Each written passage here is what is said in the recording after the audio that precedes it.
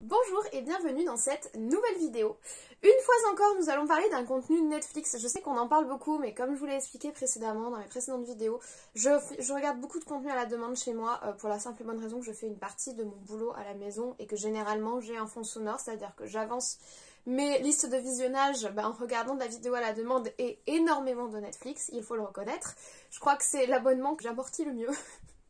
Mais en tout cas, voilà, on se retrouve pour parler d'un contenu Netflix dont on m'a beaucoup demandé mon avis. Maintenant, j'ai beaucoup hésité à faire cette vidéo pour la simple et bonne raison que je vois pas trop ce que je pouvais apporter de plus. C'est une série qui a fait grand bruit, beaucoup de gens ont déjà donné leur avis, beaucoup ont donné leur avis dès les 2 premiers épisodes sortis. D'autres ont attendu que la série soit complète, mais dans tous les cas, je me range de l'avis général et je pense pas que cette vidéo va vous apporter plus d'informations que ce que d'autres ont pu vous donner. Maintenant que c'est vrai, ça fait partie des séries que j'ai le plus appréciées cette année, que j'ai revues récemment. Malgré le fait que ça fait à peine un mois que la série est sortie, j'ai déjà revu 2 fois et je pense que je vais la revoir de nombreuses fois. Donc je veux quand même vous faire une vidéo dessus. Maintenant voilà, je pense pas que je vais renouveler les avis sur cette série parce que je pense que c'est le genre de production qui met tout le monde d'accord, clairement. Vous l'avez vu dans le titre, vous l'avez vu dans la miniature, on va parler enfin de Arcane sur Netflix.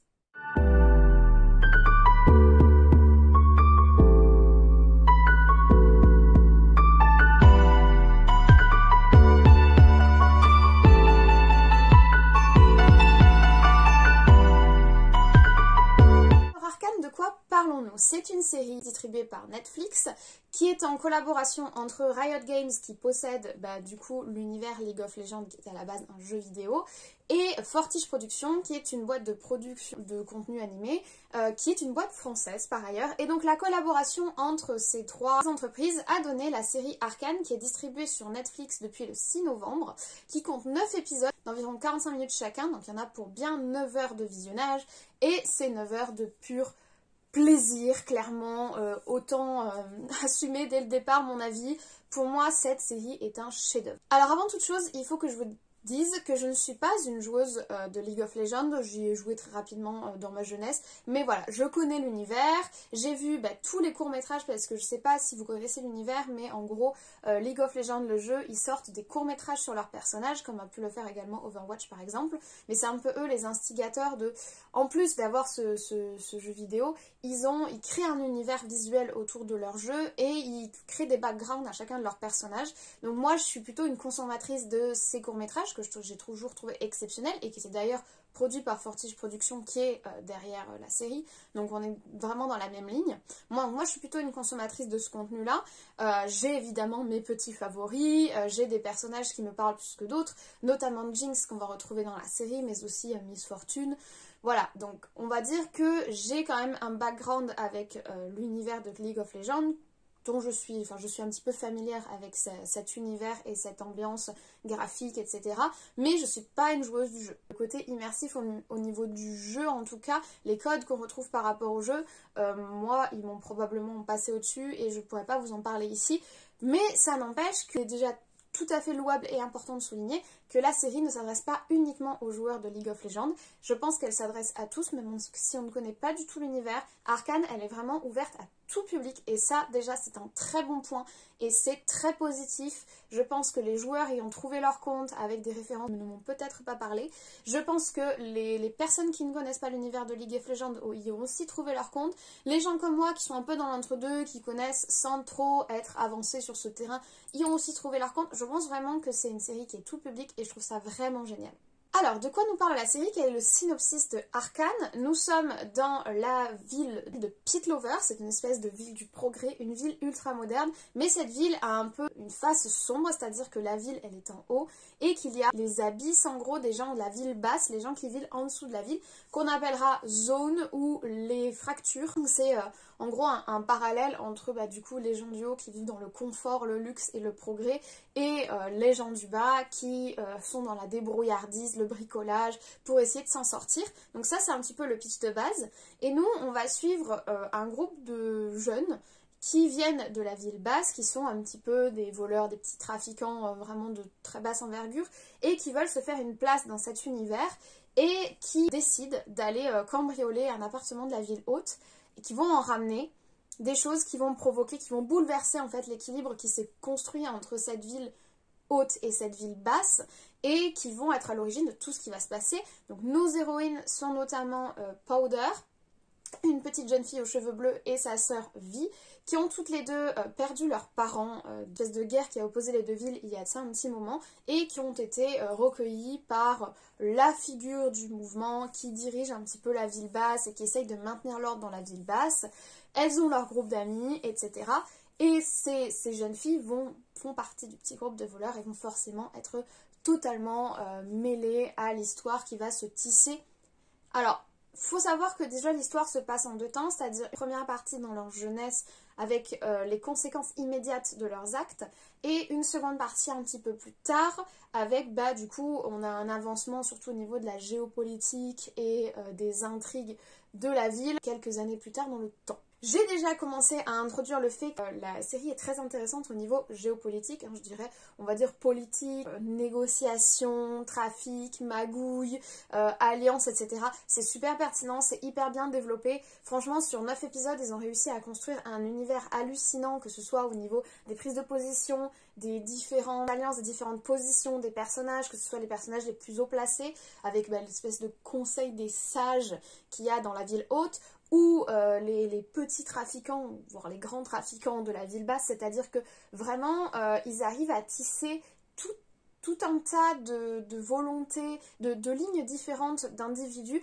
qui se mêlent pour créer un mélange politique en fait, qui vraiment est super impressionnant et super bien construit. On a aussi des personnages qui sont hyper intéressants. Alors déjà au niveau du coup de ce côté politique, chaque personnage dans le conseil de la ville haute sont vraiment pertinents. Alors 2-3 ne sont pas très bien développés, mais ils portent chacun un message différent et un intérêt différent dans cette ville du progrès. Il y a notamment celui qu'on appellera l'homme du progrès, l'inventeur, qui a un impact très important sur l'histoire, qui est très divisé, qui est un peu dans un monde qui le dépasse en fait, qui est à la fois un idéaliste et puis quelqu'un qui va être exploité derrière. Et j'ai trouvé vraiment la construction de ce personnage et sa dichotomie, le fait qu'il soit pas à l'aise dans l'univers dans lequel il voulait entrer mais qu'il ne s'imaginait pas comme ça, qui est très intéressant. Le personnage de Caitlin aussi, qui est donc une pacificatrice, donc une espèce de policière si vous voulez de la ville haute, issue d'une grande famille, est très intéressante aussi parce qu'elle c'est vraiment la fille qui a des valeurs et qui se retrouve confrontée à une ville comme elle ne se l'imaginait pas quand elle s'est engagée pour protéger la cité. Donc elle aussi elle est super intéressante. À côté, les personnages de la ville basse sont aussi hyper intéressants. Alors, forcément, j'ai adoré Vi et Powder, et l'évolution de Powder. Franchement, voilà, c'est mes bébés, quoi. Faut pas y toucher, c'est comme Caitlin. Mais j'ai adoré leur développement, j'ai adoré la profondeur de leur personnage. Surtout Powder, c'est un personnage ultra intéressant. Et la façon dont elle a été développée, et la façon dont on nous montre progression, une sorte de folie, faut le dire. C'est tellement bien fait, c'est tellement intelligent et c'est tellement bien illustré que voilà, j'ai pas grand chose à dire. Mais il y a d'autres personnages très intéressants. J'ai beaucoup aimé le personnage de Echo, beaucoup aimé également le personnage du grand trafiquant, qui lui aussi est assez torturé au final. Il peut passer pour le grand méchant, mais en fait il n'y a pas le méchant au sens manichéen, c'est-à-dire que vraiment la série est dans la subtilité, dans la nuance. Il n'y a pas de manichéisme, tu peux pas dire lui c'est un gentil, lui c'est un méchant, ce n'est pas aussi simple. Et franchement j'ai trouvé ça vraiment très très intéressant, super pertinent. Je me suis attachée à énormément de personnages, j'ai vraiment vécu les émotions avec eux, j'ai vraiment traversé les choses avec eux. J'ai vécu des pertes, j'ai vécu le fait d'être perdu, l'angoisse, le stress. Donc vraiment bravo pour le développement des personnages, bravo pour leur sensibilité et pour leur humanité. Vraiment il y a une grande humanité je trouve dans cette série qui transparaît surtout du coup au niveau des personnages, de leurs décisions, de leurs réactions, de leurs attitudes, et j'ai trouvé ça d'une grande finesse et très pertinent. Forcément on est sur une série animée, je ne pourrais pas vous faire un avis sans vous parler des visuels, et là waouh. Je vois pas ce qu'on peut dire d'autre, c'est exceptionnel, c'est magnifique, c'est tellement détaillé, c'est tellement original et différent de ce qu'on voit tout le temps. Ce côté un petit peu, franchement je sais même pas quelle technique ils ont utilisé, j'allais dire aquarelle mais ça se trouve c'est même pas ça, mais vraiment ce côté où tu sens qu'il y a des humains derrière, que c'est pas juste un moteur graphique qui tourne, et c'est tellement beau. Et puis alors les références à la culture steampunk que moi j'adore, les références à l'art déco qui est intimement lié avec la culture steampunk, on va le dire, mais les références à l'art déco, il y y a des posters art déco absolument magnifiques. En plus moi c'est vraiment un style que j'adore, que ce soit un style architectural ou artistique que j'adore. Et puis alors, enfin moi ça m'a donné tellement des vibes BioShock. Alors je sais pas jusqu'à quel point c'est inspiré ou quoi, mais moi il y a tellement de moments où je pensais à BioShock, qui est un jeu et un univers que j'adore par ailleurs. Vraiment, il y a un moment, ils sont dans une usine, ils ont des espèces de capsules vitrées avec les produits, etc. Là j'étais tellement dans les Big Daddy de BioShock, le fait de s'injecter des produits pour s'améliorer pareil, vraiment, et j'ai adoré, j'adore ce genre d'univers, je trouve qu'on en a pas assez, et j'étais tellement contente que ce soit mis en avant, c'est juste trop bien, des zeppelins partout, enfin... Moi j'étais trop contente, franchement j'étais trop contente visuellement, c'est juste incroyable. Bravo à Fortiche Productions, puisque bah, du coup la maison de production qui est derrière les visuels et l'animation de la série, c'est une maison française. Et franchement bravo à eux. Alors Fortiche Productions, je vous l'ai dit, ils ont déjà travaillé sur les autres courts-métrages de League of Legends. Ils ont également travaillé sur la série Rocket et Groot, qui est sur Disney+, je crois d'ailleurs. Voilà, mais sinon ils n'ont pas tant de production que ça à leur actif, et franchement j'espère pour eux que cette série Arcane va leur apporter énormément de clientèle et qu'on va plus souvent voir leur patte visuelle, parce que c'est incroyable, c'est beau, c'est à la fois coloré, sombre, il y a des nuances de couleurs magnifiques, les moments de clips, alors je vais parler de la musique plus tard, mais j'ai adoré que les moments musicaux soient vus, tournés comme des clips avec des visuels incroyables, avec des choix graphiques un petit peu différents. Je pense notamment à un combat qui oppose deux personnages sur un pont, si vous avez vu la série. Il y a ce moment où le passé et le futur se croisent, et l'imagerie graphique qu'ils ont donnée à ce moment-là, c'est juste magnifique. Les différentes ambiances, la ville basse, bon, à la fois crasseuse et sombre, mais aussi avec ce côté mystérieux, très coloré, très fluo, les néons, etc. dans la pénombre, et la ville haute, extrêmement luxueuse, c'est doré, la luminosité qui s'oppose du coup au sombre du fond, c'est juste magnifique. Les costumes, enfin les habits qu'ils ont fait aux différents personnages, et les codes qui passent derrière ces habits, que ce soit les habits des pacificateurs, que ce soit les habits des grands conseillers, notamment de la conseillère qui est absolument magnifique là, avec ses détails dorés partout, elle est magnifique cette femme, enfin je veux dire le travail qui est fait sur elle est incroyable. Et puis à côté le style des gens qui viennent d'en bas, beaucoup plus baggy street on va dire, avec un côté, certains sont, enfin je veux dire quand on parle des grands barons par exemple de la ville basse, ils ont un style, une dégaine de ouf, enfin franchement le travail visuel, c'est voilà, je pense que vous avez compris que je suis totalement fan, je suis conquise. Alors cette créativité, elle vient pas uniquement de Fortiche Productions, mais elle vient aussi de la richesse de l'univers de League of Legends de base, qui ont, à travers leur jeu plateau multijoueur, je sais pas comment on dit ça, ont développé énormément de personnages, énormément de backgrounds différents, des styles quand même très marqués, et je pense que le mélange entre la créativité de la maison de production et la créativité des gens qui sont de l'entreprise à Riot Games qui est à l'origine du jeu, franchement ça a fait des merveilles, vraiment. Je vous ai parlé des moments de clips, parlons des musiques. Les musiques, mais direct playlist favori sur Spotify. Non, je mens pas, vraiment. Premier épisode, j'ai entendu la musique du générique de début, générique qui est absolument splendide d'ailleurs.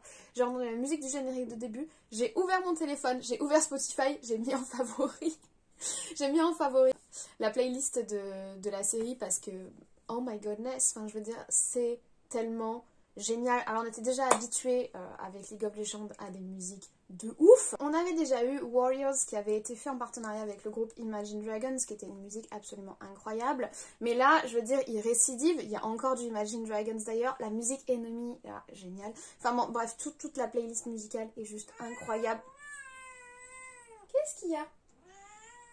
De toute manière, toutes les musiques qui ont été choisies s'intègrent parfaitement à l'univers, elles donnent un côté épique, vraiment elles habitent la série et je trouve ça vraiment musicalement, voilà je vous dis j'ai tout ajouté à ma playlist de toute façon, je les écoute et c'est juste tellement motivant et ça incarne tellement l'esprit de la série et vraiment ça lui donne de la vie comme si elle en manquait, mais elle en manque pas, mais je veux dire ça rajoute tellement, c'est la cerise sur le pompon du gâteau, enfin je veux dire c'est vraiment... Voilà, tout est génial. De toute façon, je vous l'ai dit, je sais pas ce que je vais pouvoir dire sur cette série, à tel point tout est génial. Au niveau des messages qui sont portés par la série, il y en a plusieurs. Alors, pour moi, le message qui m'a le plus touché, qui m'a le plus parlé, c'est tout le débat et toutes les réflexions autour du progrès. Science et du progrès, jusqu'où doit aller le progrès. On va presque jusqu'au débat sur la bio-ingénierie, le fait d'améliorer l'être humain. Est-ce que la science doit améliorer l'être humain ? Est-ce que c'est est-ce que la recherche du progrès est une fin en soi ou est-ce qu'il faut voir plus loin? Cette réflexion-là est surtout incarnée du coup par le héros, l'homme du progrès, le chercheur qui est à l'origine des grandes avancées dans la série, et aussi par son mentor qui est là depuis plusieurs siècles, qui est un peu la voix de la sagesse, c'est-à-dire qu'il a déjà vu le monde traverser ses difficultés et il a un petit peu la petite conscience qui dit attention, le progrès pour le progrès, ça peut être dangereux. Attention à pas dépasser les bornes. Attention à ne pas aller trop vite. Et vraiment, j'ai trouvé que ce message sur la quête d'un progrès absolu. Je veux dire, on est quand même dans un monde où Facebook a annoncé son métaverse et où des questions commencent à se poser sur le fait d'améliorer l'être humain. Est-ce que les sciences sont là pour ça ? Est-ce que les sciences sont là pour prolonger la vie? Est-ce que les sciences sont là pour améliorer les compétences humaines? Voilà, c'est des problématiques qui sont très actuelles, très sociales et qui sont un petit peu abordées par la série, pas qu'un petit peu d'ailleurs, et je trouve ça extrêmement intéressant. On aborde aussi les thématiques du coup des inégalités avec ces villes hautes, villes basses, les inégalités sociales, de la misère, comment s'en sortir, les solutions de facilité, forcément la drogue, les dégâts de la drogue. Il n'y a pas une culpabilisation du consommateur, il y a vraiment un message sur le pourquoi ça se développe, comment ça fonctionne, ces systèmes, comment les gens en arrivent là, pourquoi et qui les y pousse, et je trouvais ça très intéressant. À travers le personnage de Powder, Jinx, il y a évidemment la thématique de la folie, voire de la schizophrénie qui est abordée d'une façon très visuelle, je trouve, et assez parlante, donc franchement très intéressant. Il y a aussi du coup un message tolérance engagée LGBTQ+, qui est aussi intéressant et relativement subtil, voilà, qui est à souligner parce que la façon dont il l'apporte dans la série et la façon dont ce message passe, que tous les messages qui sont passés par la série sont nuancés, subtils, bien faits. Je vous parle souvent du fait que moi j'aime pas quand l'histoire n'est qu'une excuse pour parler du message engagé. Là vraiment l'histoire est au cœur, les personnages sont au cœur, mais derrière en filigrane on a la série qui est engagée face à certains messages et c'est fait de façon intelligente. Et franchement, c'est très agréable. Donc voilà, je sais pas si j'aurais grand chose à vous dire de plus sur la série. Moi, j'ai absolument adoré. J'ai rien à redire, honnêtement. Pour moi, il n'y a rien qui est mauvais, à part que je veux la suite. Voilà. Parce qu'il faut être quand même honnête, la fin nous laisse, mais le cliffhanger de malade, la fin nous laisse comme ça. Et alors, moi, le seul défaut que j'aurais à dire à la série, c'est elle est où la suite? Elle est où la suite? Il n'y a pas assez d'épisodes. Il nous faut la suite. Donc concernant la suite, elle a été confirmée dès la sortie du deuxième épisode au vu du succès énorme qu'a eu la série sur Netflix. La saison 2 était déjà confirmée. Il y a eu un tweet des créateurs de la série, je crois, qui nous a dit que malheureusement la saison 2 n'arrivera pas en 2022, mais qu'il ne faudra pas attendre 6 ans non plus. 6 ans, c'est le temps qu'il a fallu pour développer cette saison 1.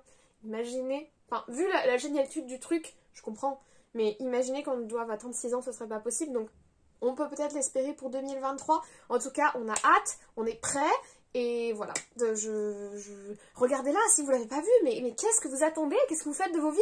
Je veux dire, posez un RTT et regardez-vous Arcane. Là, c'est important. Important parce que vous passez à côté d'un chef-d'œuvre. Pour moi, vraiment, c'est un chef-d'œuvre, c'est-à-dire que tout fonctionne, tout marche, tout est à sa place, tout est bien écrit, tout est magnifique. Tu te prends une claque visuelle, tu te prends une claque musicale. Les personnages sont tellement bien écrits, ils sont tous attachants. Enfin, tu sors de là, t'as qu'une envie, c'est d'y retourner, quoi. De te replonger dans l'univers. Moi, c'est pour ça que je l'ai revu, parce que j'avais qu'une envie, c'était de me replonger dans cet univers à 100%, quoi.